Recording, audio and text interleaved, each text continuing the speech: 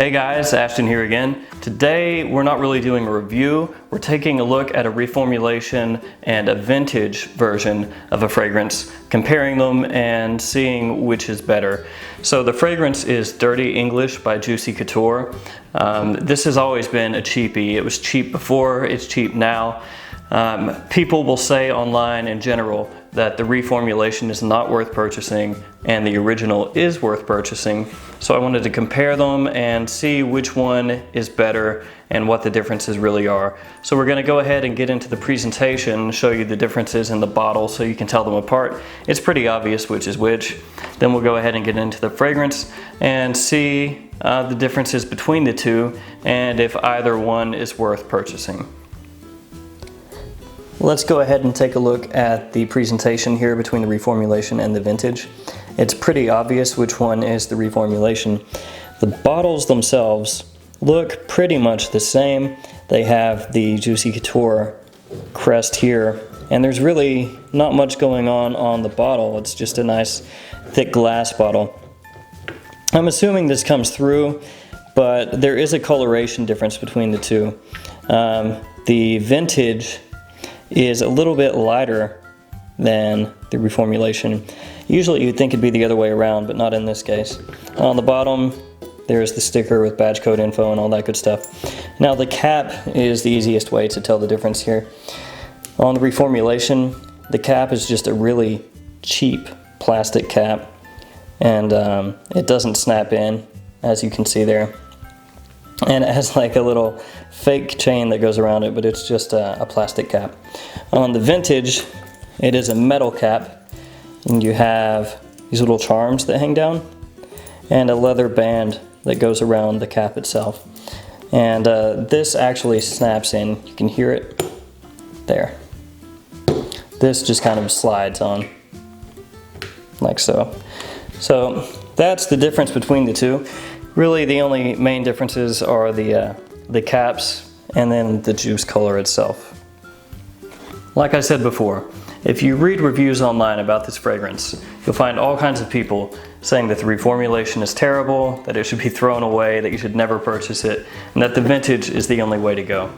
I do think there's a difference between the two fragrances, the reformulation and the vintage, but I don't think that it's a huge difference. The vintage has more of a spicy leather feel than the reformulation. There's more cumin in the vintage, so you get more of a dirty, almost smoked feel to it. And the synthetic oud is in both of the fragrances almost the same amount. As the vintage dries down, you do get more cedar than you do in the reformulation. It's also a deeper, darker fragrance, slightly more complex. The reformulation is like a sweetened, toned down version of the vintage. There's more cypress in the dry down, there's more musk, and there's much less of the spice and the leather. The leather and the spice really is what hits you off the top for the vintage. The reformulation, you don't really get very much of the spice, and like I said, the leather is toned down. This one also has a little bit of a weird kind of sour, off-putting note, maybe 2 or 3 minutes in. It goes away really quickly, and I'm not sure what causes it, and you have to get kind of close to smell it, but that doesn't occur with the vintage. Projection and sillage on both of these are average to a little bit on the low end of average.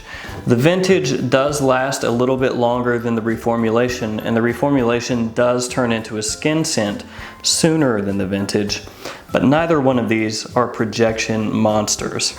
I've read a couple of reviews where people say the vintage will last days, and that's not the case at all. This is not vintage Amen, this is not vintage Interlude Man. This performs like a standard, inexpensive eau de toilette would. The notes are predominantly base notes that come through here, but that doesn't change the fact that this is not a projection master and not a longevity master either. They're not horrible, they don't go away in an hour, but neither one of them are amazing. The vintage is more in the 4 to 6 hour range, and I would say the reformulation is in the 3 to 5 hour range. Projection on both of them is average at first. As the dry down hits, they both turn into a skin scent. These would both be better suited for nighttime wear and casual nighttime wear at that. Probably not a great choice for a formal occasion, and they work best in winter and fall. You could probably pull them off in spring and summer depending on where you live and what the temperature is, but they both fall into that same range. The reformulation, being a little lighter and sweeter, is probably easier to wear any season, but overall they both remain better suited for casual nighttime wear. These are both best probably for somebody up to 25 to 28 years old. Of course, a fragrance can be worn by anyone, and the fragrance does not make the person makes the fragrance. So that's really just kind of the age range that comes to mind when I smell this. One thing that I would like to touch on is the fact that a lot of people will view a formulation negatively, and they will think right off the bat that the formulation is terrible before they've even smelled it. Reformulation in the fragrance community has kind of a negative connotation, so that automatically puts the reformulation behind the 8 ball, and a lot of people will go into it thinking that it's horrible, where if they didn't know it was a reformulation going in, they might think differently once they actually smell it. This is not a terrible reformulation. I think if the vintage did not exist and this was the only one that did exist, people would just think that it's a decent cheapie, and that's really what it is. It's not as good as the vintage. It loses a lot of the darkness, the depth, and the character of the original, but it's still a decent scent on its own. I would think that the reformulation is probably like a 5 out of 10. It's just okay. It's not terrible. I've smelled things much worse that cost a lot more, and I've smelled things that are better that cost the same or even less. So it's just a decent scent. The vintage is a little bit better, but it is also not mind-blowing. It's like a 5.5 or a 6. It's a little bit better, but this is not like a masterpiece and garbage between the two. It's more like pretty decent and okay. So yeah, that's just the way that I see it. Those are my thoughts on Dirty English by Juicy Couture.